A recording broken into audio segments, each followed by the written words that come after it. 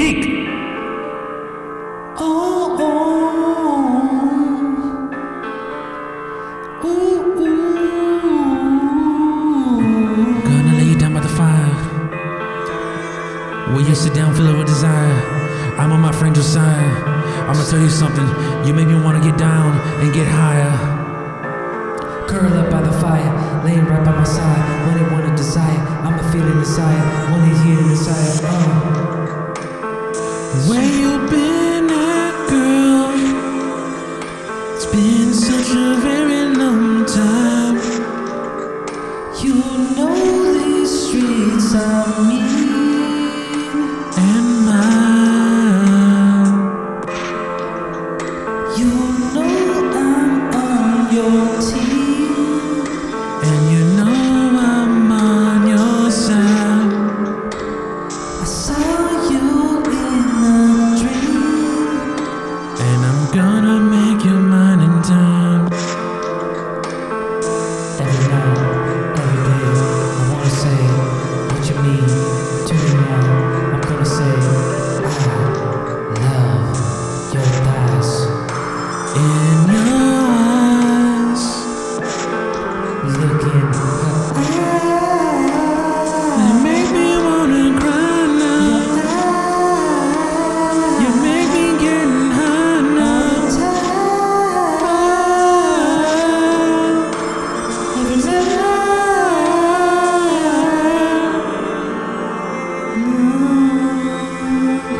Is it 'cause I'm not black? I'm sorry of my dick on lack. I knew this time you wouldn't take me back. I told you so. That's why I had to write this track. Oh, that's it. That's the end of the beat, guys. Damn. It was getting a little too real there at the end. I was getting kind of sad, boy. Yeah, man, I was getting my feels on that one. I need a caller. Shit, boy. Shit, man. Oh, man. Well, Sorry about that, fellas. It's just that, you know, when you've been gone a long time, you need to let people know what they missed. And you know what? We ain't gonna get dissed. We know you've been pissed. We know you've been trying to get this. Tryst. You know what I'm saying? But listen to audio, no Clench your hiss. fist. All right, go ahead. Budapest and shit. All right. So last episode was really bad, man. Like we sound terrible. Like I sound like I'm against pot and porn, and we just come down really hard on a lot of. We just sound like total trad cons. Yeah. But there's something to it, even though we're not really. Look, we don't take That's every. it. Look. That's all I want to say. Whatever I'm gonna look. Listen Whatever to we the say, episode. Just a hard pills to swallow in there, but. I think it's worth listening to. And we're not going to go into it. But all I'm going to say is, just look in the mirror, and whatever you want to take home to the, just like whatever you ride home to the bank. Yeah. Look, unless you're making $80,000 a year, do what you want. Do what you want. I know some people like that. Do what you want, but chances are you're not that guy. And chances are you're not that guy. I'm not that guy. Do as I say, not as I do. Now we've got a big list of real juicy. I'm talking. Hunter Biden, 5.1 million from China. What? Oh, yeah. I didn't know about this, dude. Why is the mainstream media hiding it from me? Because of Submarine. Whoa, that's why they killed them. I knew that they were out to get that company, dude. No, I think they were out to so get the him. Navy had information on Sunday, but chose to release it when things were getting kind of spicy. They knew they were dead, dude. They heard the explosion on sonar. Yeah, no, totally. That was what else? What else do we have on crazy. the docket? Because some of this stuff we might not even touch. So, man, go. I was liking the sub. I mean, the sub is huge, dude. I mean, it was huge. I think it's a distraction. Only because there was a possibility that they were alive, even though now we know that they were dead the whole time. Basically, yeah. And you know, it's sad. I mean, I don't know. Do you have any? I mean, I don't know. I don't have much to say about it, but other than the fact that the memes have been good. But the general consensus surrounding some people's thoughts, I'm like the memes are funny. Yes. The memes are funny, but like when you're like, they deserve to die, I'm like, oh, okay, shut up, bitch. Yes, I have like, okay, I think I'm not. And I'm only saying this because I support James Cameron, and he's done this 33 times. But he was dropping tens of millions of dollars on like university professors, engineers. Can you testing, insert this photo? This is going to explain everything. I'm not going to say a damn word. I'm going to send you the photo. You don't know what I'm talking about, but it's going to be a photo of 5 women who are on the crew. Take the crew of what? The submarine Of James Cameron's? No, the OceanGate.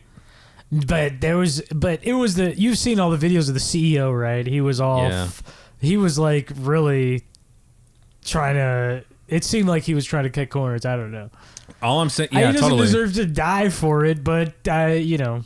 I'm not saying that either. I'm just saying when you place so much emphasis on cutting corners, saving money, and hiring the worst of the worst for ESG score points, you get what you pay for. Unfortunately, yeah, and they did pay for it. Would you? Okay, so if you're stuck on that submarine, all right, you got like four other people freaking out, 2 women freaking out. Oh my god! Was there 2 women on there? I don't know. I'm just speaking hypothetically here. I'm not saying. Okay. I'm just saying hypothetically speaking. They're wasting oxygen. They're screaming. They're yelling. How fast do you kill them? They're literally wasting your oxygen. Man, that's tough. And if you kill one, you have to kill them all because you can't have any survivors. You have to do it. Well, I guess, yeah, you kill both. Wait, if you kill one, you kill them all? I thought if you kill one, you could save more.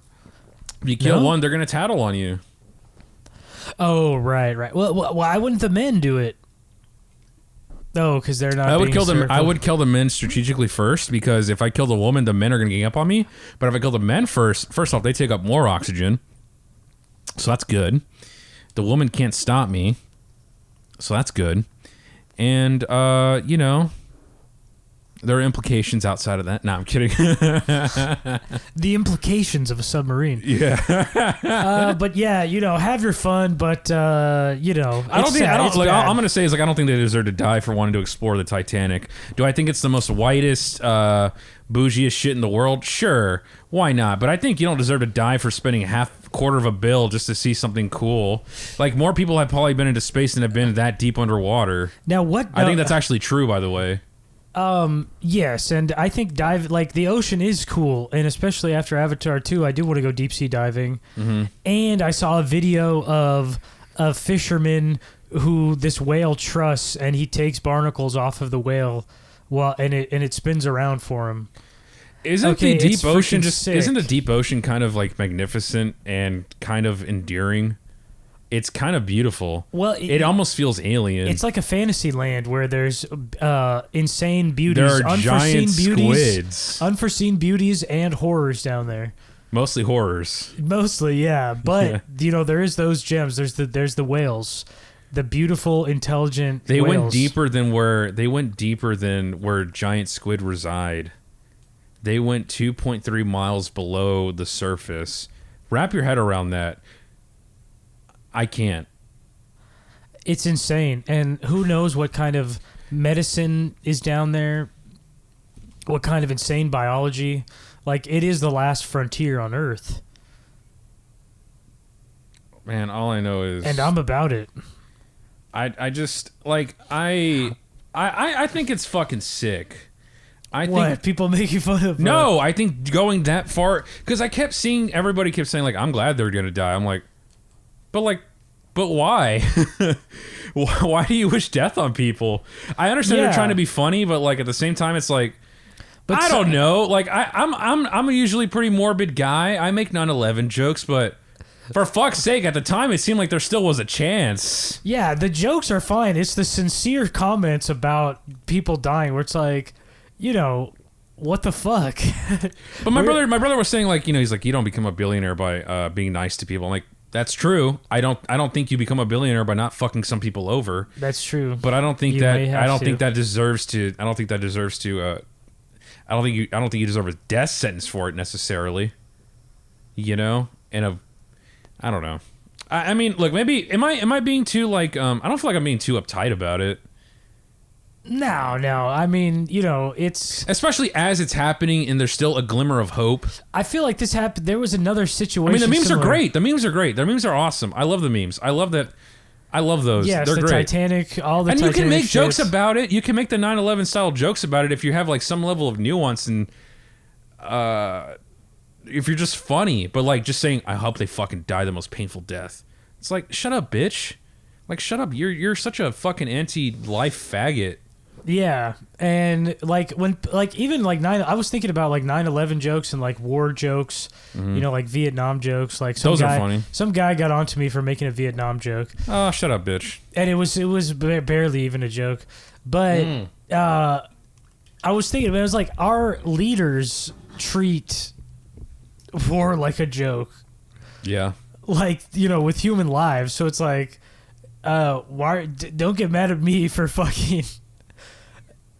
Just mirroring exactly like You're not how mirroring society- it though. You're the one holding the mirror to society, in a sense. If you're doing the joke correctly, if you're doing it right, right. You're just those are the best jokes. The ones that Yeah. have some semblance of truth. The jokes are the reality of the situation. Okay, where it just doesn't matter, you know, how many people die for this or that, for whatever, you know, for this or that. That's kind of why I dig RFK right now. I'm digging him.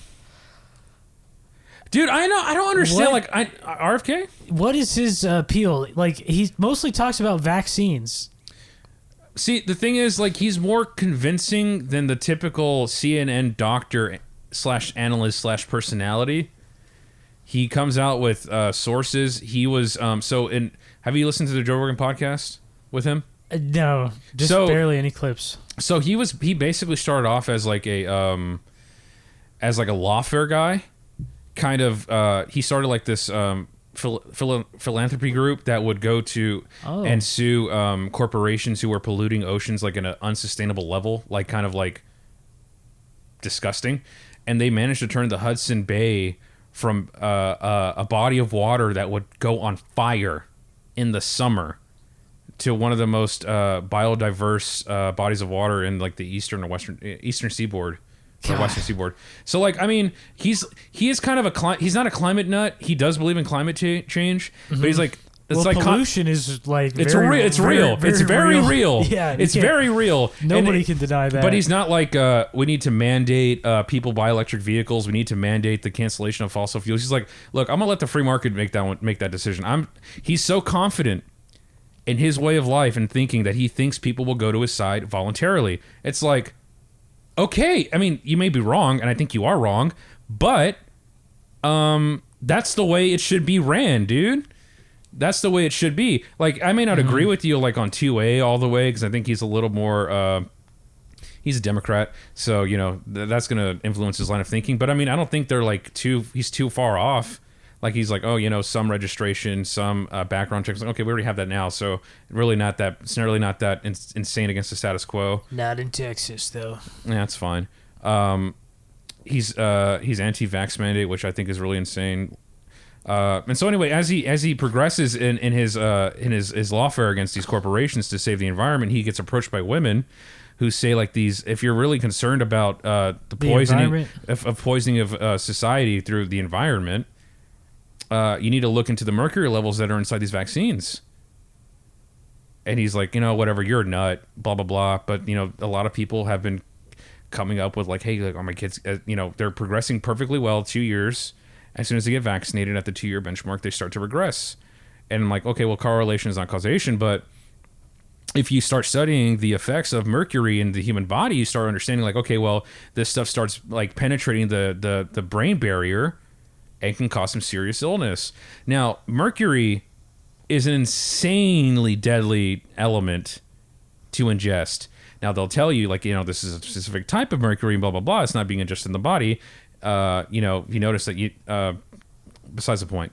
Anyway, the reason for the mercury being inside the vaccination is because typically they're made with dead viruses, and in order for the body to react to it, there needs to be some sign of threat inside the vaccination, but you're not going to see the sign of threat if it's a dead virus, so they have to have some sort of compound that'll basically create a rise out of the immune system. So they use mercury typically, and the body will act in overdrive. Like, okay, there's a deadly substance inside of us, we need to destroy it, and usually they attack the virus, but the mercury kind of stays and is absorbed. Now we can has some sort of side effects. Yeah, And he starts breaking down, like, why do we need a hepatitis B shots? This is usually for, like, perverts and shit. Why are we selling it to everybody at zero as soon as they're born? And I'm like, fair enough. I did think that was weird. I found that out when my niece was born, like, a couple of years ago. Yeah. I was like, what? They give them... Because my brother was, like, asking them, like, what the hell is this? Why are they giving them STD? Like, so essentially, it's because it's such a niche vaccination that they aren't selling enough. So they basically collude. So they market it. So they collude with the FDA and other regulators to basically be like, okay, everybody has to take it. Wow. Because they don't use the power of the free. Look, I'm just a free market guy, and I think if your product can't survive on its own, then it deserves to die. Okay, here's what free market guys don't understand. I'm not a total free market guy, so like America is. It's not a free market. It is. No, it's not. It is the ultimate end state of an ANCAP society. Mm-hmm. Where eventually people will voluntarily form regulating bodies. Those bodies will get corrupted. They will basically be grafted into the industry itself. But when the industry starts colluding with government entities and other government regulators, if it ceases to be a free market enterprise, it starts to become a corporatist enterprise. If it starts to become a corporatist enterprise. When you have the merger of state and industry, that's like a little s socialism. No, it is. It's perfect. It's the exact logic of capitalism. I would say maybe a form of capitalism, but not laissez-faire free market. You want a competitive advantage if you're a company. If you can get that through government regulation, if that's a lever that you can pull. Big corporations love regulations because it stomps out any sort of competitor from interfering in their field. Exactly. That's the problem. That doesn't make it a free market enterprise at that point. If you have these government actors infiltrating or being infiltrated by corporate entities, in my eyes, and I could be wrong, but I don't see that as free market. I see free market as consumers deciding whether or not those companies stay alive, not the government bailing them out or helping them along the way. But I'm saying there's no way out of this cycle because you get rid of them and then somebody will die and they'll be like, well, we need to do something about, so who's regulating AA batteries? Mm-hmm. My kid, one blew up in his hand. Then we get another regulatory agency. They get, and then the corporations pay them off, and then we're in the same. So what I'm saying is like that is the end state, like, you know what I mean? Reaching into his logical conclusion. Consumers will want regulation. It could be private regulation too. It'll be the same thing. They'll pay them off too. Yeah. You know what I mean? They'll hire ex regulators onto the. You know what I mean? I'm not even saying regulation is bad. I'm just saying holding these regulators accountable. There's no accountability for these people. In the 1980s during the Reagan administration, we basically gave them a free pass, saying like we're not going to hold you accountable for anybody who fucking dies from your medications. You can look this up. This is true. I actually did for myself to verify because I didn't believe it when I heard it. But when you spell it out that way, I'm like, okay, that's a big claim. I have to make sure this is correct. What, that Reagan had more regulations than it was? That Reagan basically gave Big Pharma a big pass when it came to creating new drugs from any sort of lawful liability when it came to any sort of death coming from any sort of vaccination or any sort of medication. Oh yeah, and then Bush put caps on doctors' liability, like how much you can win in court. It's capped, which makes absolutely zero sense. How much damage can a doctor do? Like that's what the cap should be. I mean, a lot, actually. That's what I'm saying. Yeah, like insane amounts. Like there's no reason to have that.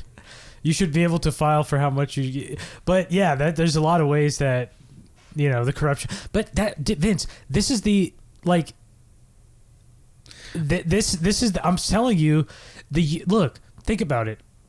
The colonies. Who was regulating them? Nobody. Mm-mm. You could just come over here. If you could find some land, if some Indians take it from you, if some other settlers take it from you, it was the Wild West. Mm-hmm. And they formed the government, and that government eventually formed regulators. And so this was an ANCAP society mm-hmm. that decided to not be. No, You know I'm what not. I'm Like this is. I'm not So trying I'm to make. saying- I'm not trying to make an argument for anarcho-capitalism or libertarianism. I'm just saying that. I sort of am. I'm saying Okay. that we live in that. We live in the perfect. We live in the perfect fulfillment of an ANCAP society. This is where that leads you. I think in the perfect ANCAP society, a consumer would be able to hold these people accountable. You'd think it'd be different, right? But no. Slightly. I wouldn't think it'd be that much different. But I don't think Big Pharma can rise to the level that it does in The only difference is maybe society. the FDA is a private. No, I don't think you institution. No, I think if you have an ANCAP society, I don't think any sort of industry comes to that level of prominence. Well, I don't yeah, think so. you would hope so. I don't think so, though. But I mean, you still have like big banks that would be able to lend people money, and then they would be able to use that to outcompete the smaller ones, and then conglomerate like an industry, like Amazon or Walmart or something like that. I just don't. As long as banks are involved. I don't see it. I don't see it, and I could be wrong, and I probably am wrong. Like banks and debt help. I don't think a lot of these companies but exist. I don't think centralized banks are tenets of anarchism. I think they're kind of antithetical. Now that would be different, and like we would not have a Federal Reserve. No. We wouldn't have legal counterfeiting. And that would soften the 10-year bus cycles. Like they wouldn't be as spiky, you know what I mean? Because we wouldn't be growing as fast. We wouldn't be able to grow as fast with less lending, which would be the case if you didn't have a central bank. Yeah. But anyway, let's get to more enough banking. Yeah, let's get into enough of your politics, Vince. What was I talking about? I was just talking about JFK. And you loved RFK. I like him. I like him. He's like the only good Democrat I see. Yeah, I like him too. But he'll never be. I don't think he's going to be president. He's polling pretty well.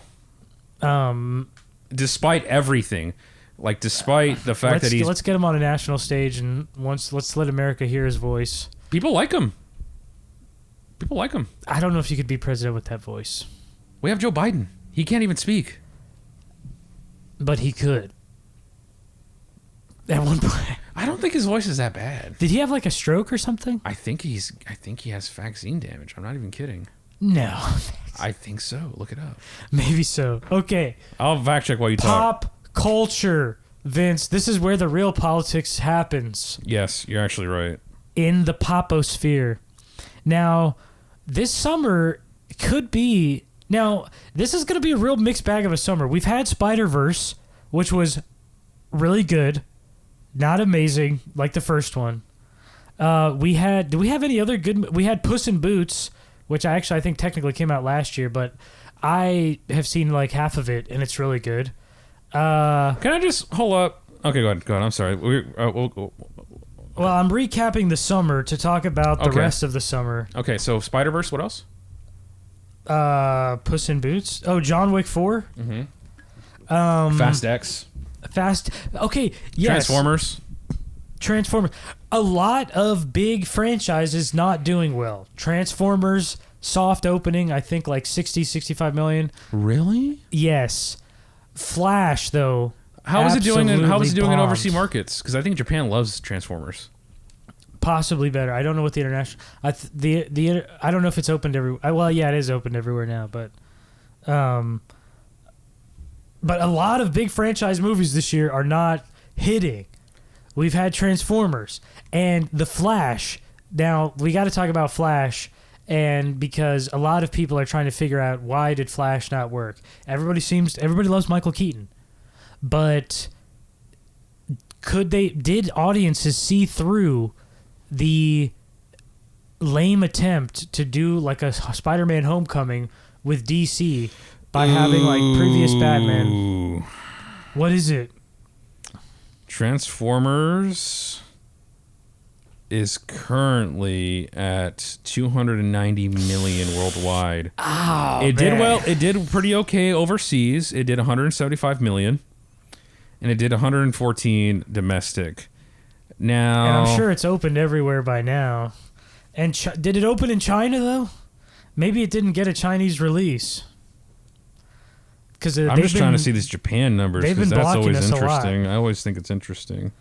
It hasn't opened in Denmark or Finland yet, so... Oh, The Little Mermaid had a pretty solid opening weekend, but then dropped off hard. No way. And, yeah. And it didn't, unfortunately, not doing that well. We also have... You Hurt My Feelings. No. Now, Spider-Man... Okay, Mario and Spider-Man 2... are the big money makers right now. Spider-Man is like over 400 million, I believe. Are you fucking serious? So it's already outperformed its basically its predecessor? Yes, dude. It beat its Spider-Verse 1 in like 4 days. 4 days of release. Well, yes, there's something crazy like that. That's got to be the Netflix and streaming boost. So look, It's crazy. It's kind of like the contemporary VHS saving a film, because I think there's been films in like the 90s and the early 2000s Austin that did. Powers was like that. It did not do good in theaters, But the DVD sells. I mean, the VHS sells the warranted rentals and the sales. Yes, warranted the sequel. It got the studio to make the sequel, and the sequel was a huge hit. Mm-hmm. And I think that might have been the last time that's really happened with a sequel where it was soft. The first one was kind of a mild reception, but then it picked up an audience. But that's what's so strange about Spider-Verse to me, because it had an incredible reception, and that might be why streaming services were so hot on it. Like, this is hot. Like, it's a good movie. It may not have made numbers, but I guarantee you, if we have like no barrier of entry, we'll start seeing. More people will watch it. Well, streamers wanted it because it was being talked about online, and it was a critical hit, but it didn't do very well because I think people didn't know what it was. People didn't know what was going on with it. Well, I think also you have the confusion of like, I think there are some people, and I think honestly quite a bit of people, who if there's no, like, I think there's people who are so ingrained into the cinematic universe thing that they only feel inclined to watch them now is if it's connected to something bigger. Now, when you have Spider-Verse... Even this is kind of is. Well, now it is. Because now people know about it, and there's a predecessor now. But when you have Spider-Verse first coming out, we don't have no idea what to make of this. What is this connected to? It's not my Spider-Man. Oh, right. So I'm not as inclined to go see it. Yeah, what? Not unless you're unless you're the diehard Spider-Man fan like I was. I saw it December of 2018. That's when it came out. Yeah. I saw it like opening weekend during the day, and let me tell you, that movie was an experience. And I would like to talk a bit about Spider-Verse and why I think it's a good movie, but I want to also talk about the first one or the second one. The second one, and I also want to talk about what keeps it from being a great movie. Damn, yeah. Little Mermaid, 477. But 477 million? Uh-huh. And that's because China didn't show it, right? I'm not sure about that, but that's insane. $250 million budget. That's pretty high. So it's still not quite there. So I don't think, I think probably the studio is not very excited about that. How much did Lion King end up making? Like $1 billion? I think the first one did make close to that. There's no sequel to the live action movie. Oh, aren't they making one though? I don't know. Probably. I wouldn't doubt it. If it did $1 billion, yeah, it's guaranteed. But we've got a bomb coming up when Indiana Jones, but the bomb that went off. Is Tom Cruise going to have to save cinema again? He may have to save this year again. Well, we've got Mario. That made $1 billion. So that proves that people will go to theaters. Why are films so... And Spider-Verse... It's like, okay, if you have to have a strong IP and it has to be a really good movie to get people to go see it. Hey, that's the way it should be, in my opinion. And Mario, I think is decent, is like solid, but I think it earned its $1 billion mark. I think it was good.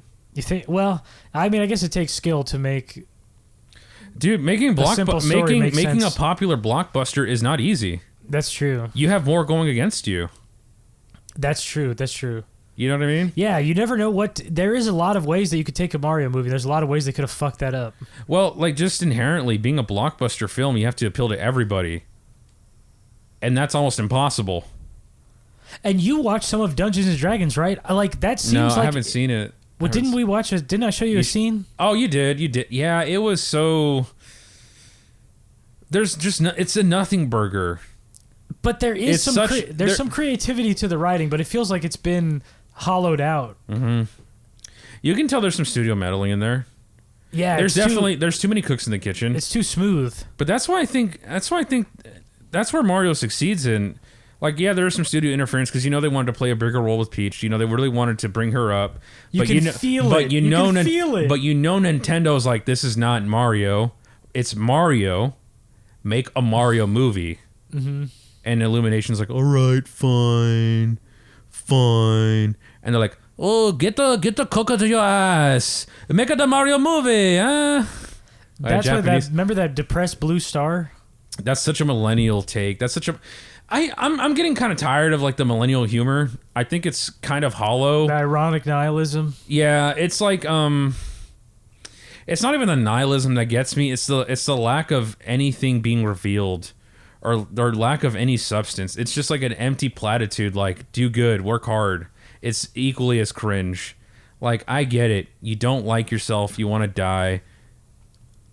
Whatever. But you know what I do like about the Mario movie that I think is kind of underappreciated? The lack of fucking panic attacks being portrayed in the film, because Japan doesn't believe in that shit, as rapey as they may be. Have you not noticed like the proliferation they don't believe in panic attacks? Well, no, what I'm saying is like you haven't seen like the proliferation of like panic attacks being portrayed in animated films? I know Puss in Boots has one. I know Velma had one. And there's probably a lot more that I haven't seen. I haven't noticed that. I promise you. Okay, because you don't watch as many animated movies as I do, or in the animated sphere of like the internet. But look it up. There's literally compilations of the best panic attacks portrayed in animated films. It is a subgenre. It's becoming a trope, and I am so sick and fucking tired of it. But it kind of makes sense to me because it's like, when you can do emotion, like expressive. I don't know. It feels like kind of like a Looney Tunes thing to have like a character freaking out. But it's not. But it's taken with so much reverence and so straight that you feel like it really feels like the writer was just trying to write about themselves at that point in time. Now I can understand people need to know what it's like. I understand like that kind of a thing. Well, I think more overall it's this overarching idea of mental health, right? Even Spider-Verse had a quip about that is huge, yeah. And I don't discount mental health. I do think there's a mental health crisis and epidemic in our country, but I'm just tired of being bombarded with it. How about instead of telling people to worry about their mental health, you show people how to act? Yeah, because it has to be more than like... It's basically telling people to like... take care of yourself. Yeah. Well, how about you show people the result of taking care of yourself? It's a little bit empty. I think like you should be like... the PSA should be like, check on your friends. Like talk to your friend, and like... No, you go check on the people that you care about's mental health. You know what I mean? You know who did that really well? South Park. So you remember that episode where Kyle is obsessed with his image and his brand, and he's trying so hard to please everybody, but at some point he's just kind of he's taken as a joke. Essentially, no one takes him seriously. And he's like, all his friends are talking about, let's play this game together, get that sweet drip, blah blah blah blah blah. And he's like, I can't, my brother's watching the Queen's death for the 100,000th time, but he's worried about how people see him, so he goes to that little agency with Butters, and they tell him like what he needs to be. Yes. And at the very end, all of his little friends come over and say, hey, you know what? Like, they turn him into brands. They turn people into brands. Right. But at the end, they all come to him and say, looks like you've been having a tough time, and instead of playing games, why don't we just go outside and just hang out? Like, yeah, that's like the perfect mental health message in a fucking toilet humor comedy. It's great, and it's not, you know what I mean? Yes, that should be the PSA. Hang out with your friends. That is the ultimate, like, that like shakes people out, and it's like, oh yeah, like, life is out here, and people are out here living, and I need to be out here living too. But that's how I think you tackle those sort of things. Like, it's not so in your face and spelled out for you, but if you have half a brainstem, you can understand, like, yeah, kids are suffering with self-image problems, but that's not the real world. your friends are the real world. Outside is the real world. So just take it one day at a time. That's our mental health PSA. I mean, I liked it. I thought it was cool. Which one? That's, that mental health PSA in South Park. I thought it was good. But back to the Flash, right? Because we talked about Spider-Verse. I want to go off on Spider-Verse 1 again because that's so good. Well, do Spider-Verse 2. Okay, really quick. Spider-Verse 1 is a biblical allegory, people. Okay, it's about Spider-Man is essentially Jesus, and it's after he dies, and Miles is doubting Thomas. I realized, and he's doubting himself. But at the end, he realized that Jesus, Spider-Man, is inside of him the whole time. And he just has to let him out. And that is the ultimate message of Christianity. It's awesome. I'm telling you, dude, good movies are religious even though they don't know it. Avatar 1. Religious movie. But anyway, back to the Flash. Avatar 2 more so. More so? Oh, yeah, well, this has more direct allegories there. Yeah, with the definitely. Jesus. Female Jesus, of course, because James Cameron. And to him, God is a woman, which is fine. That's fine. It's fine. Well, we give James Cameron the pass because he's James Cameron. Because how can we not give him the pass? He did what people died doing 33 times. I literally think that because I can tell that we believe the same thing but differently. Like it literally is one of those situations where it's the same but different. You know what I mean? Where it's like other people, when some random on Twitter is like God is a woman, it's like, okay, shut the fuck up. Yeah. Okay, a Flash. Okay. There's people are trying to figure out why it bombed, and there's a How much does it make? Let me give you the So it opened to 55 million, less than Shazam, which I believe was at 65 million. With Robert Keaton, Michael Keaton. So a lot of people are talking about.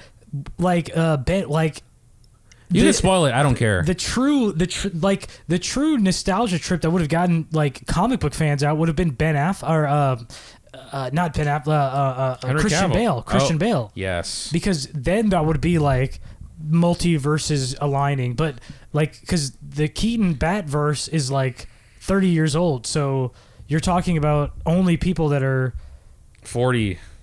Yeah, roughly like 35 plus. I mean, I grew up on the Keaton verse, but that was my first Batman too. Yeah, but Christian Bale is my Batman. Right, like the Batman of your age, where you know, it's just like kind of like James Bond, where like the James Bond that's in if your they brought time. out fucking Sean Connery, but really it's like you could have at least gone to Pierce Brosnan or Daniel Craig. Right. Yes, that would be like you got to get Pierce some more Brosnan is recent even ones. kind of stretching it, but I mean that makes more sense than you going back to Sean Connery. No, I mean okay, look. Go ahead. Okay, so I'll give you the list of reasons that you can check. Okay, Ezra Miller. Ezra Miller number one. Ezra Miller. Okay, but there's two Ezra Miller boxes. There's Ezra Miller, the actor As the Flash, the character, which people are not really sold on completely. I don't know anybody who's an Ezra Miller Flash fan. I don't know any. I don't think so. No one has ever told me that Ezra Miller is the best Flash that we've ever had. First off, we hadn't had very many, but more people are more aligned with Grant Gustin. Or what normies you'd hear from normies if they liked him, they'd be like, where like if they saw Justice League, then they'd be like, where's the Flash movie? But there was nothing. There's nothing like that. No. You know what I mean? Definitely. It's not like people asking for a Black Widow movie. Henry Cavill has more people on his side than Ezra Miller. Ben Affleck does. And people keep bringing that up because they're like, how does Ezra Miller get to stay and get a movie when Henry Cavill is out? But that was just because of the timing of it. They were already like years into development on Flash before James Gunn took over the DC universe, and now they're recasting. And I think we talked about on a previous episode the potentials out there, but maybe not. Maybe we should. But okay, so you've got Ezra Miller the character, Ezra Miller the person who they them. But I think he's lying. I don't believe him, so I don't give a fuck. I won't call him that. I won't call him that. I mean, I just don't believe him. I just don't feel like granting respect to people who groom children and give them drugs and has a sex cult and then kidnaps them. Yes, I don't feel like I carrot. Like, And if there's you're, no first of all, he's faking too. There's no allegations for men. He's never been seen with men. It's all women. It's all girls. underage girls. In one such case, I think he does like men, but I think he likes little boys because little girls usually look like little boys. That could be the situation. I think too. he was probably molested as a kid. I did not know he was he's like a really young child actor. Also, he definitely was molested as a kid. So yeah, Okay. but Which is he's fine. he's going buck wild, and he actually is a pretty good actor in this, but he is totally miscast. Like he's not a lead, and yeah. So the movie is a mess. I mean, it's 50-50, like whether you'd like it, and I think that's why. I think that's the biggest reason why it's not doing good. Okay, so you've got Ezra Miller, two Ezra Miller allegations. You've got my main reason that people. Oh, okay. Well, people know. Do you think that people know the DC universe is ending? Like the Snyderverse is over, and so people don't care. Some people are claiming that. I do not think normies know what universes are. When you go out of your way to build a universe, there comes a level of canon and continuity. And as far as I'm concerned, there doesn't seem to be any level of consistency binding these universes together or these films. It's worse than the X-Men. So, that being said, we kind of even alluded to this earlier about Spider-Verse and why the first one might have performed so poorly is that there's no continuity or canon associated with the film. Now, imagine having 5 to 6 mediocre films with little level of continuity that it's actually banking on, and you doing that poorly. Why am I going to go see The Flash if I don't know if this is going to be in the future or not? I don't know. I don't care. There's nothing tying this into the future. Like, if you're a comic book movie now, your investment is not only in the film, but also knowing enough for the next film. You know what I mean? Like, you're going in there to have more information for the eventual team up, but there is no eventual team up. There is no eventual canon being like you're not being rewarded for this. Yeah, for keeping up with everything. So why would you go out and see it? Now that was always their first mistake, was trying to be Marvel. That was always my criticism toward the DCEU. Like, don't compete with Marvel. There's a vacuum right now that is not being exploited that people are missing, and Joker and the Batman prove this extremely well. Even Aquaman, even though I hate that movie, Shazam even. Makes good solo films. Okay, you know what the best performing movies? I think Joker is number 1, Aquaman is number 2, The Batman is number 3, and then Wonder Woman 1 is number 4. All those movies have the same thing in common in that they take their characters seriously. Mm-hmm. And I think that you kind of have to do that to distinguish yourself from Marvel, with characters where they're kind of always reminding you that you're watching a movie. Mm-hmm. But those movies largely don't. Mm-mm. The highest grossing DC movies take their Aquaman. It's silly, but they are not winking at you. They're like, no, this is badass. This Aquaman is a badass. Mm-hmm. And this suit, him slow motion walking out in a golden is epic. Golden fish suit is awesome. And they treat it that way, and they want you so you can, I don't know. It's like, can audiences tell when you believe in your character? Yeah. Maybe that's it. There might be something, or Joker is that is taking it seriously in a totally different way. Mm-hmm. But it's still the same feeling where they you can tell whoever made this really fucking has likes some Joker. level of reverence for the character or for the story. Yes. And I would say story more than character. Especially in Matt Reeves' Batman. Matt Reeves? Yes, dude, I think that was the perfect Batman tone we've ever gotten. In a movie, you know what I mean? Mm-hmm. The detective, the grimy Gotham. It was sick. You only get that in kind of Batman Begins a little bit. Mm-hmm. And the Burton ones a little bit too. I guess it's in there, but I feel like this was the most comic booky and consistent.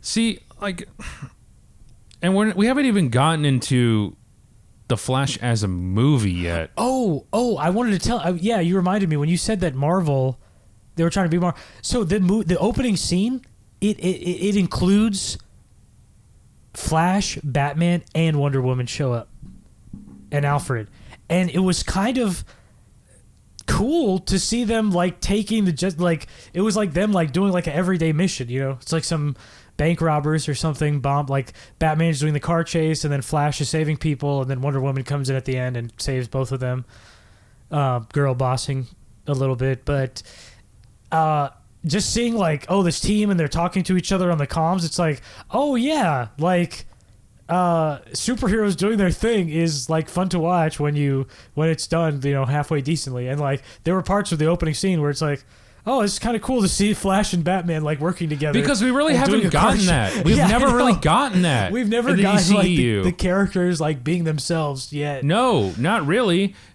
It's always so it's either like an origin, like an extended origin, like Man of Steel, or BVS where they're like past like their normal selves and they're in like another phase, like a different phase. And then our Justice League where they have to basically fight Superman. So like they're always against each other, but we never really get to see them united for anything. We never get to see the Justice League animated series. You remember when they all kind of come together to fight that alien that's coming down in the pilot of the Justice League animated show? Yes, they all had their origins already though. Right. They're just kind of like, we've had 3 series based off these characters, and if you haven't seen it, you know enough. We're going to trust the audience to know that just seeing this for what it is just cool. And it is. You don't need to reacquaint us with Superman for the 30th time or Batman for the 40th time. We get it. Just give us what we want. And then more. Add a little level of novelty. Look, you came to me, you're like, first DC movie. I'm making Justice League. I'm just going to make it. That would be sick. I'm just gonna make the movie. And fuck it. They don't know each other. Nobody knows each other. No. But they all have already been. They know of each other. They know of each other. But they've all already been doing their thing. They've all been doing their thing. So that is the animated series then. Basically, yeah. It's perfect. It's so damn good. Just do that. Like they literally all meet each other on the side of a hill, or most of them do. Yeah. It's just like, and I think Martian Manhunter comes out later, after they've met already, right? Like he's not. You know what I mean? He's kind of like a little bit. He's like the new character. Yes. And he's the one who kind of gives them the whole plot. And that's so perfect. That is so perfect. That is great. And I think Martian Manhunter should just be kind of a side. He's kind of like almost the Nick Fury, where he could just be like this side, like this guy that's in the Justice League movies. Like he talks to all of them, but maybe he doesn't have his own movie. We don't need to do an entire exploration of the character unless you want to do like a solo film that serves as a prequel after Justice League. I mean, that's kind of cool. Wouldn't mind doing that. I think you could just develop him in other people's movies. That's fine too.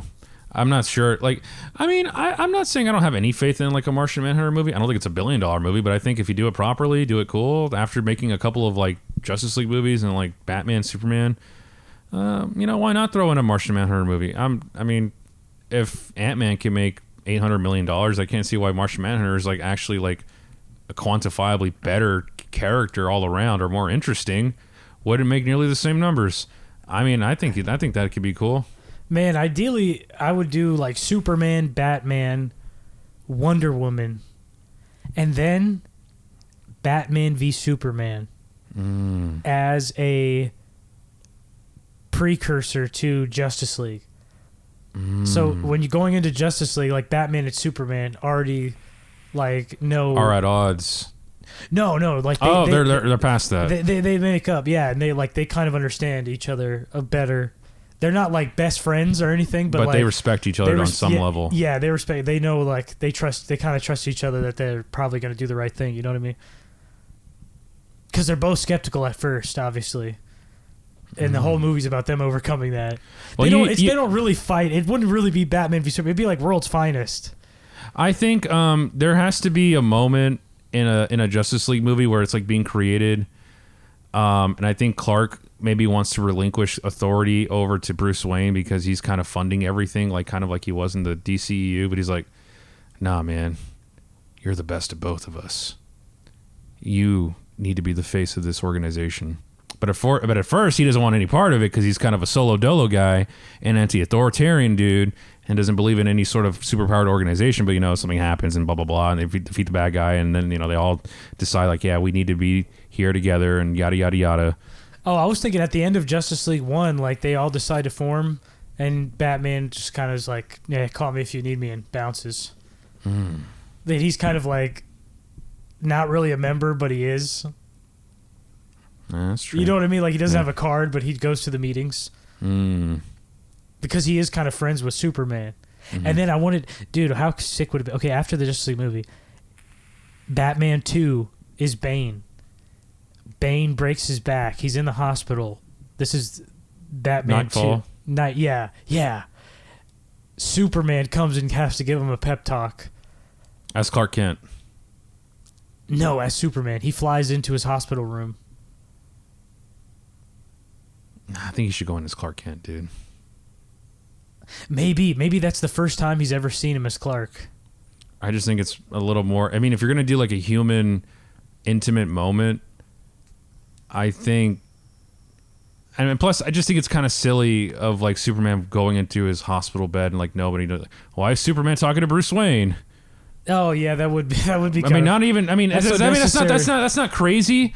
But it's unnecessary. He wouldn't actually do that. But though. I think if Superman is gonna go talk to Batman as a man, I think it would be cool. I think he should go as Clark Kent. Yeah, that makes more sense for the character because I always see Superman as like he sees as like we're talking man to man here. Like I need to get you out of here. He's like, look, I'm a human guy, but you're so much more than that. You are Batman. Kind of, I don't know. There's something. Yes, gives him an inspirational pep talk, and then like after that, after Batman 2, they're like homies for life. You know what I mean? Where like now they're ride or die. Where like okay, Superman got me out of a dark spot. When I thought I'd given up or something, you know what I mean? And there should be like a moment, kind of like poking fun at like the Avengers or something, where he's like, maybe Bruce Wayne's like, you could stop this right now, whatever's going on. And then I think Superman should basically say, yeah, maybe Batman tells Superman like, you've got to fix this. He's like, you could stop this in like 2 seconds. Why aren't you doing anything? He's like, we got you, man. Why don't you stop it in 2 seconds? Get out of bed. Something, yeah. You know what I mean? Not literally like that line, but basically saying like, dude, you got this. Like Gotham's in good hands, dude. Like I can't, and first of all, I can't be everywhere at once, as powerful as I am. But I shouldn't have to either. I want Superman to be like the guy who's like, the city needs you. If I wanted to, I could basically rule over the entire planet with an iron fist, but I'm willing to delegate responsibility to civilians and maybe inspire them to be great. You know what I mean? Like that to me is like the thesis of Superman, or what at the highest level. It's like, yeah, I probably could stop a fucking train from like 300 miles away, but like, why can't people just rally together and become a community in a time of crisis? Like what I do is to kind of bring that out of people. That would, man, if they could do that in a Superman movie where it's like, yeah, I don't want to force people to be good. I just want to inspire them.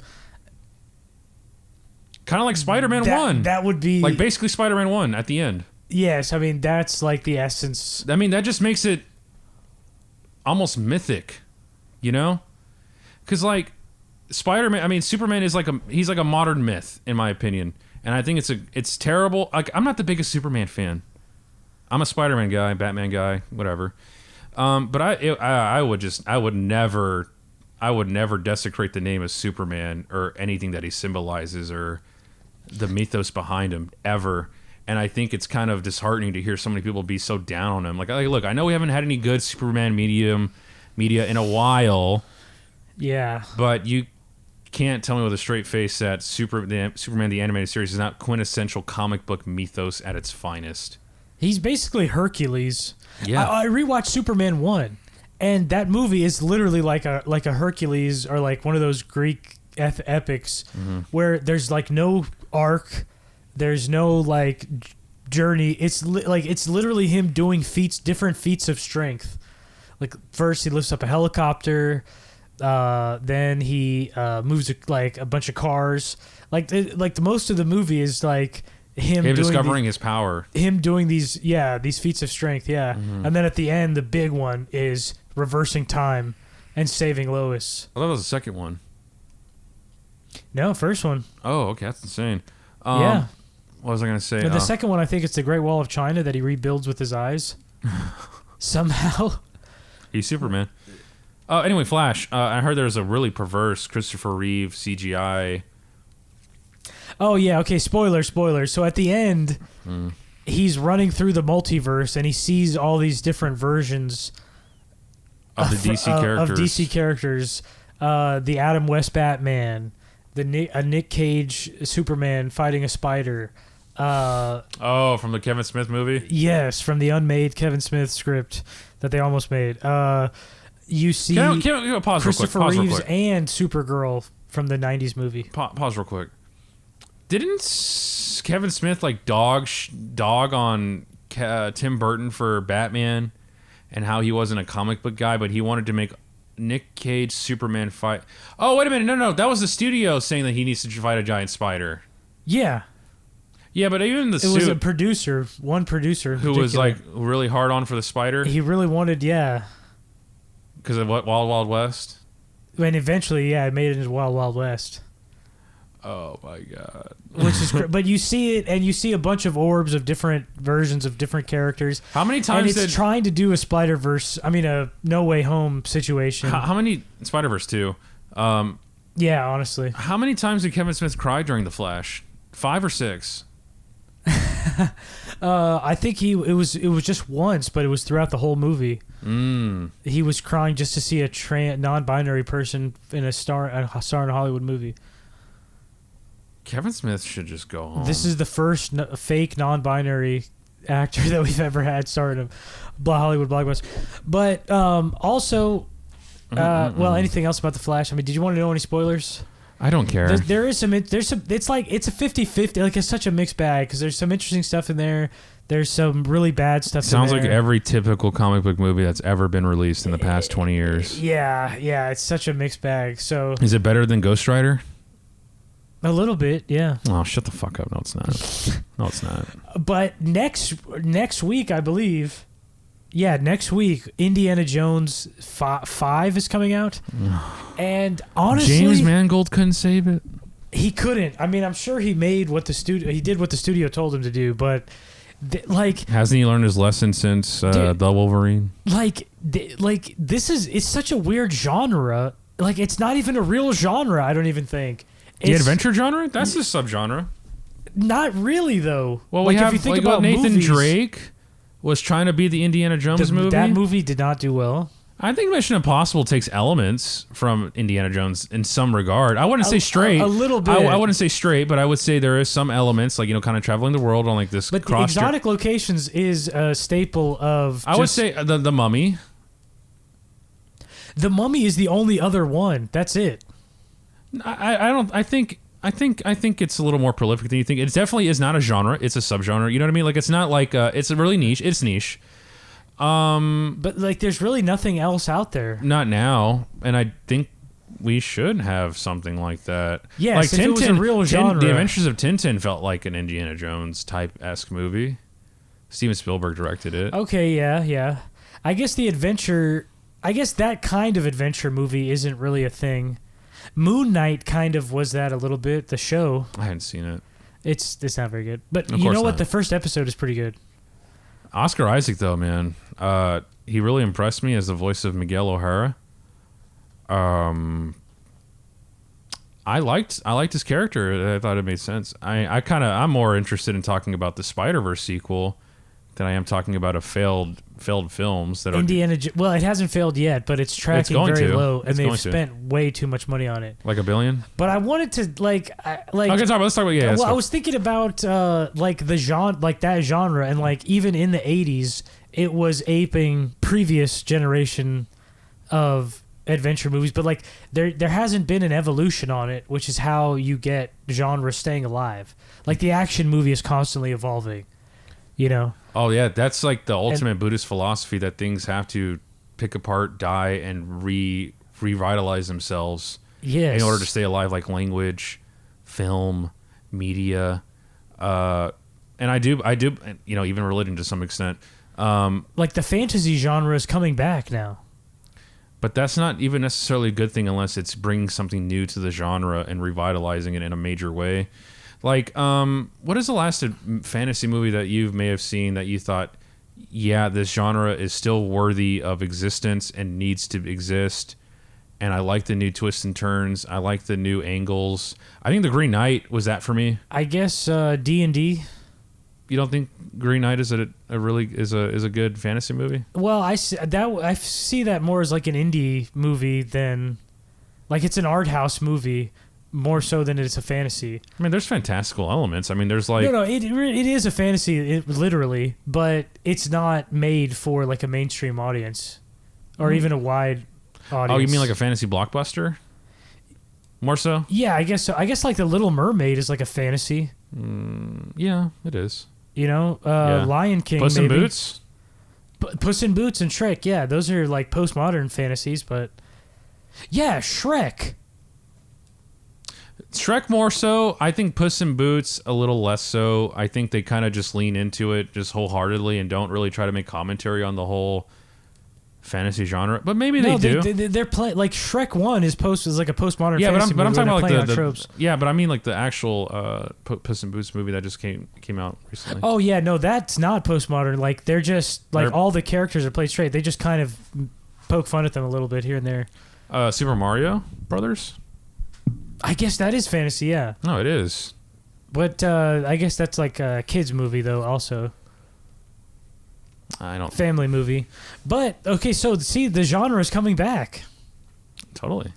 After Lord of the Rings killed it. Because it was for being too good. Yeah. But the adventure movie, I don't know if you can evolve it or like how you take it to the next level. Because Nathan Drake tried like a last or what was it? I would like to see a space adventure movie. Well, then that's just sci-fi. That's just Star Wars. But it's not really an adventure film. Zack Snyder's new movie, Rebel Moon, dude. We're gonna watch it. It's Zack Snyder's Star Wars. Is it a Netflix exclusive? He literally pitched it to Star Wars. I mean, to Lucasfilm, and they rejected it. And so he I guess rewrote it. Now, I have a test for Zack Snyder. If he has he grown? Does he know himself more now? Hopefully not. And the test is, did he write this movie? Because if he did, it's gonna then suck. he has learned nothing from the last two movies that he wrote himself, which was the Baby Doll one and Sucker Punch and Justice League. Screenplay: Zack Snyder, Shay Hayton, Kurt Johnstad. No Goyer? Did David S. Goyer help write any of his movies?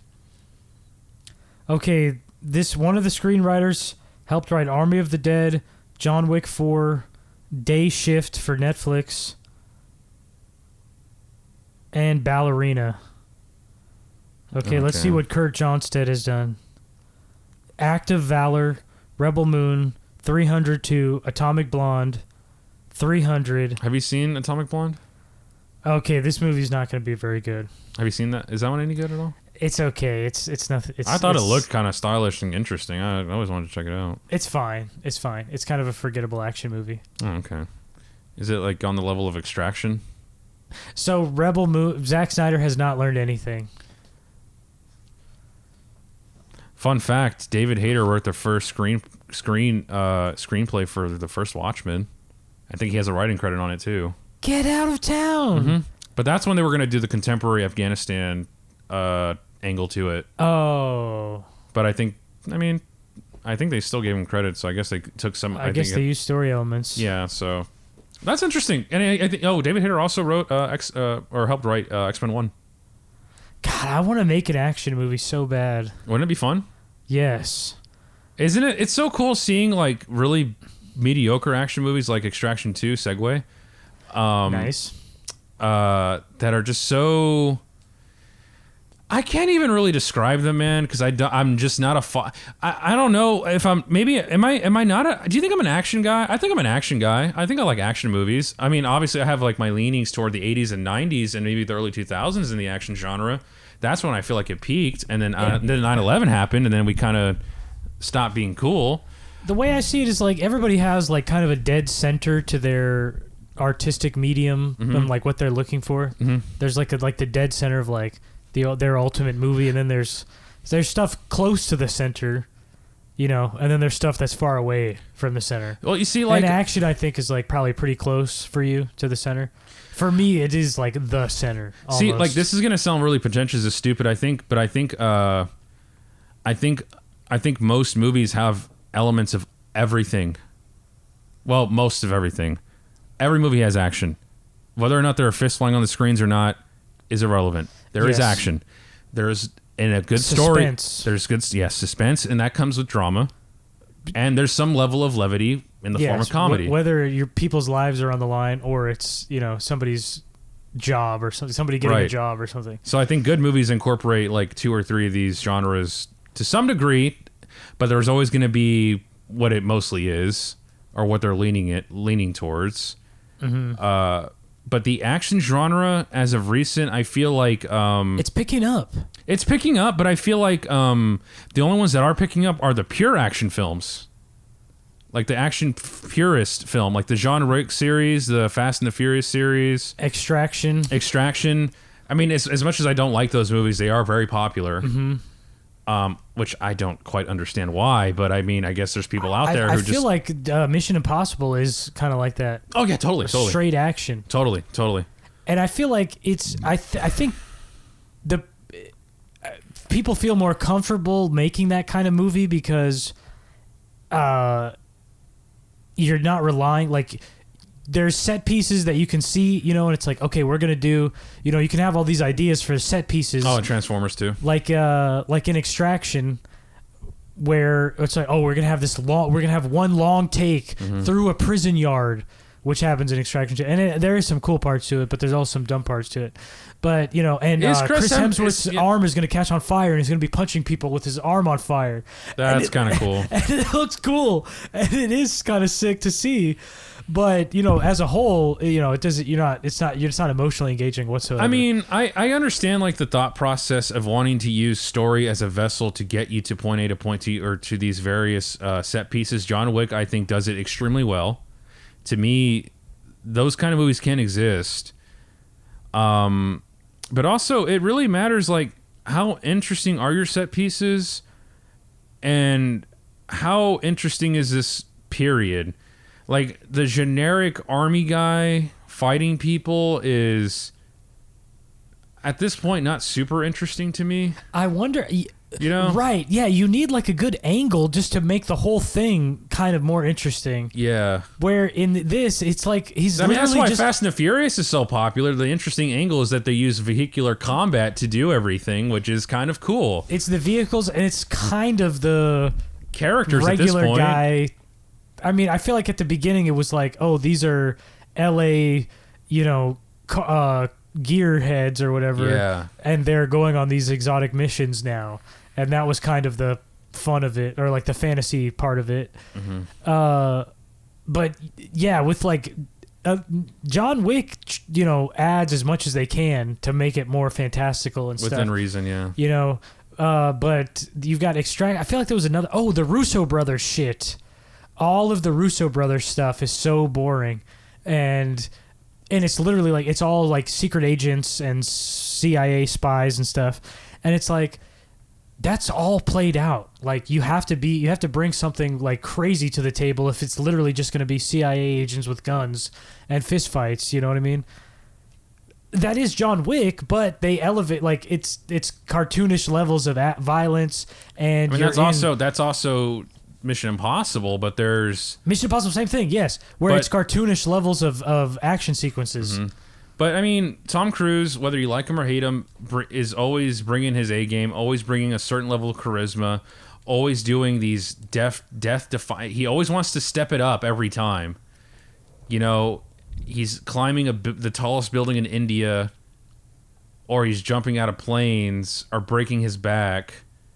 And when I say cartoony or silly, that doesn't mean good or bad. Because once you go there, it just has to be good if you want people to buy it, you know? Mm-hmm. If you're going to have Tom Cruise, climbing outside of buildings, then you better make that sequence with magnetic gloves. Yeah, with magic gloves, then you better make that scene fucking really exciting. And they do it. Right. Like, he's got to swing into the window and shit. And or whether it's him piloting a fucking jet. Or hanging off of a helicopter. Or whatever. I'm talking about Top Gun. But also, he was just always doing this. Like, I remember I saw Mission Impossible 2 in theaters, and I know that's like the most hated one.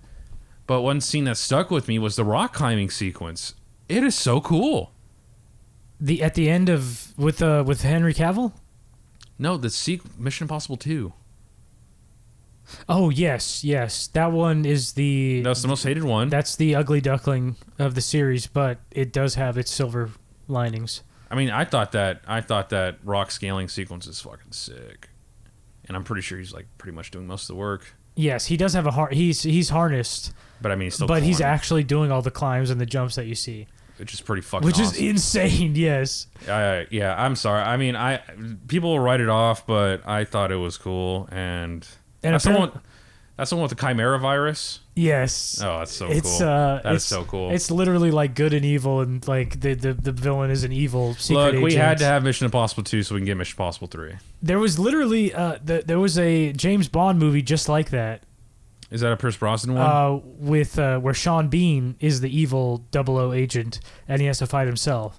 I guess that was just a thing in the 90s. Oh, was that or not like Face Off? Was that not a Pierce Brosnan one?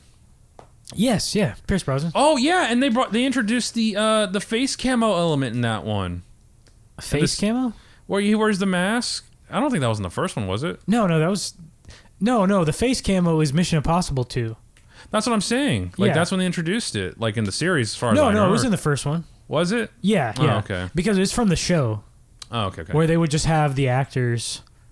You know what I mean? Just have the actors play like they do now. Yeah. But I guess that was just a thing where you fight yourself in the 90s. I mean, it makes sense. People were fighting themselves in the 90s. The evil version of yourself. But, yeah, movies. Are we in the twilight of the theater? I feel like now it's not novel and, like, people can, It's not the most exciting thing to go to a movie anymore. Yeah, I agree.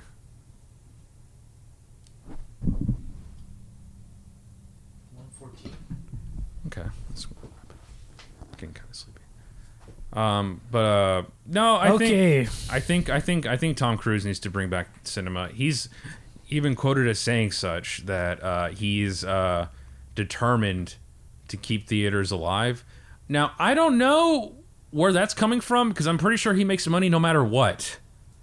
Oh, but maybe he's a producer, so obviously the more sells, the more money he's making. Okay, that makes sense. And studios, but that's like the best incentive there is, because no matter how you get there, it's like, okay, I know you want to make more money, but you're still giving me what I want, and I'm willing to pay for that. Yeah, now you're invested in the movie. Yeah, yeah, which is not a bad thing at all, because now you're trying to make the best movie possible. Right. You know, like you won't just do anything because you know that's going to reflect on how much you're getting on the back end.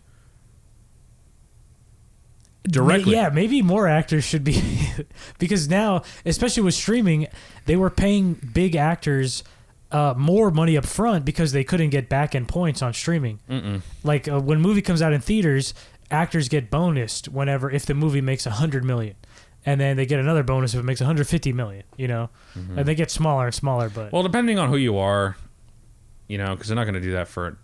I don't think. No. But the stars, like Netflix, had to do that to get the stars. They had to pay them more than what they normally would. Right. But Keira Knightley isn't getting like back end points because first off, her movies don't make that much money, so that's probably why she. Well, if they bring her back and try and revive that franchise, I bet she could negotiate for that.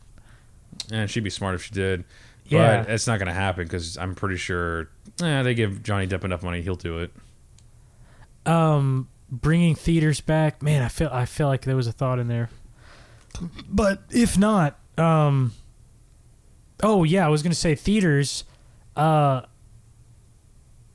I don't know. Are they in the twilight zone, or can we? I feel like now there has to be good movies.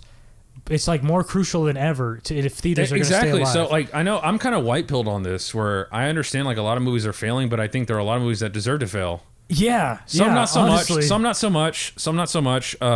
Like D&D, I think should have been a mild hit. It could have been, and it should have been. But I mean, maybe audiences aren't there for bland fantasy. I don't know. I mean, if this is gonna if we're gonna revitalize the theater industry, if we're gonna revitalize, I mean, I think honestly, like cinema and theater go hand in hand, and I don't really like to separate the two. You know, cinema does good, theaters do good in a story. So in order for theaters to become prominent, we just need to have better movies. We need something worth going out to go pay the ticket for. You know, we need to stop doing these straight releases like Extraction 2 on Netflix. We need that Tom Cruise movie, man. We do need a savior. We really do, and I hate that it's Tom Cruise, man. I really do. Trust me, I hate saying that. Tom Cruise and James Cameron. You know what? That's not so bad. Because their movies aren't bad. They need to make a movie together, and that will save cinema. Tom Cruise for Avatar 4.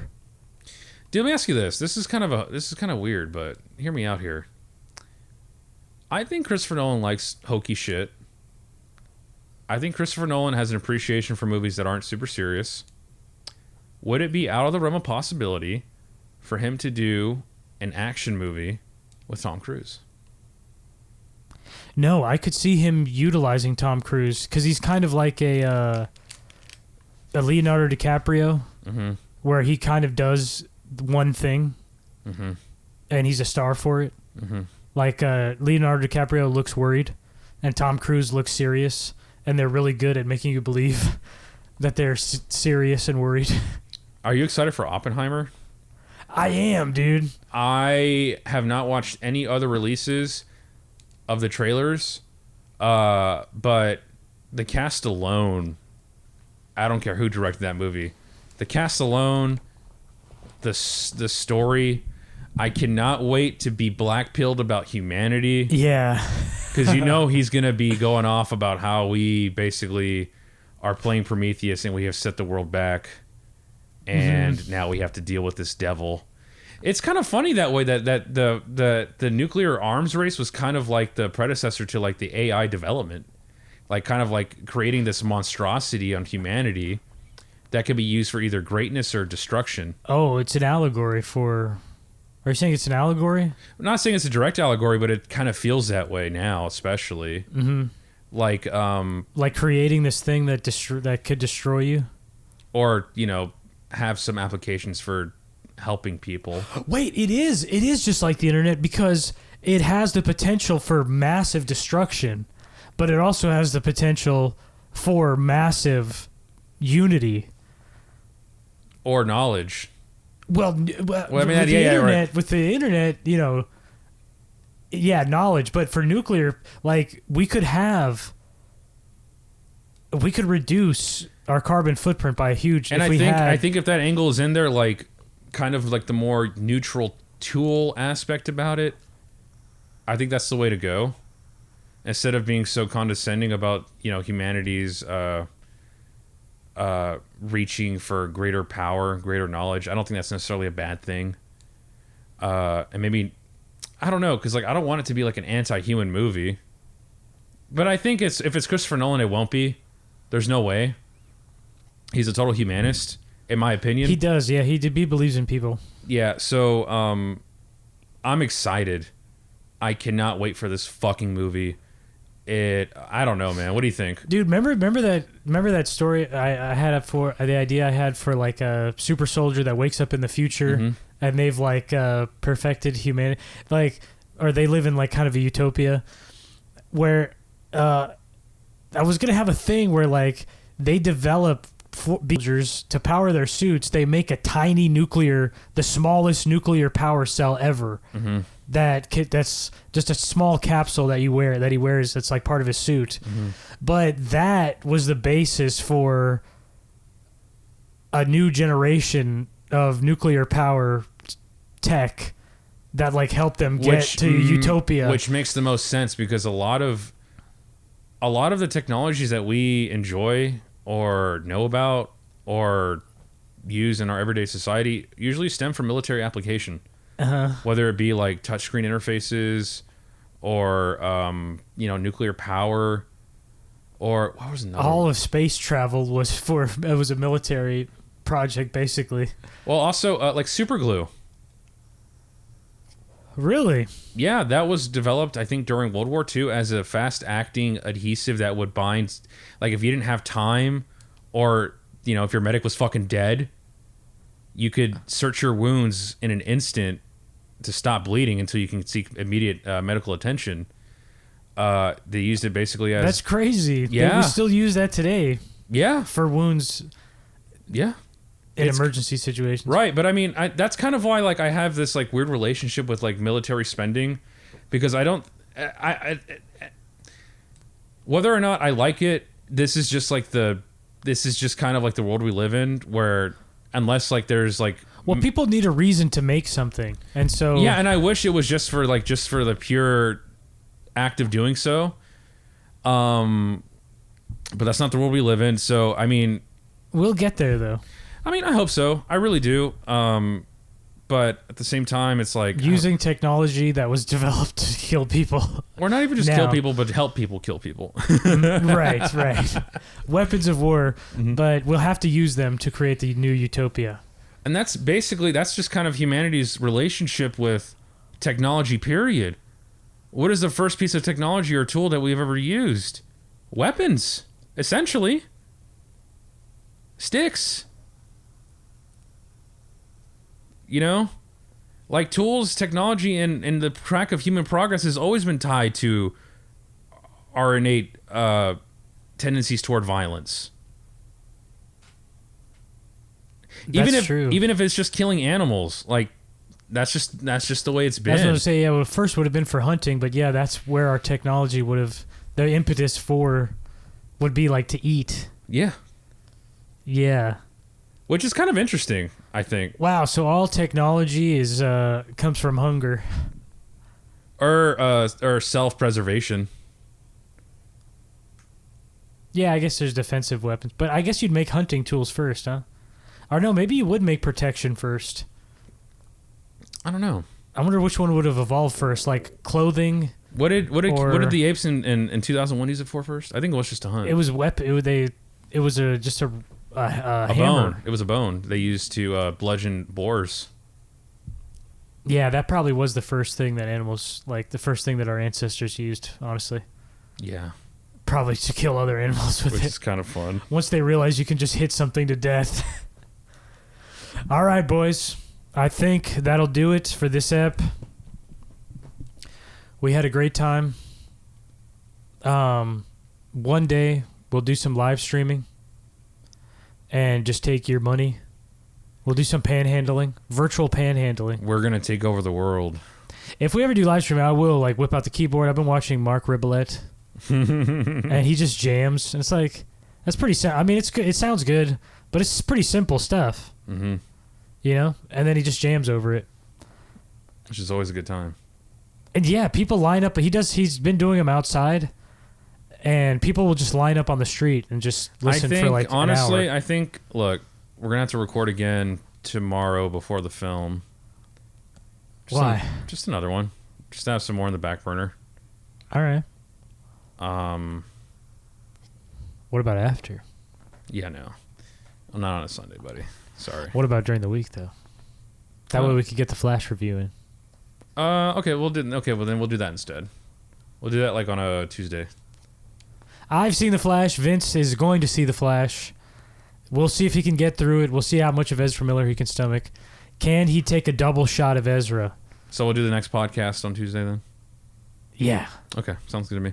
All right, everybody. Take it easy. Take it sweezy. Peace and love. No, I don't like y'all. Go ahead. and get fucked. Yeah. Yeah. Yeah. Yeah. Yeah.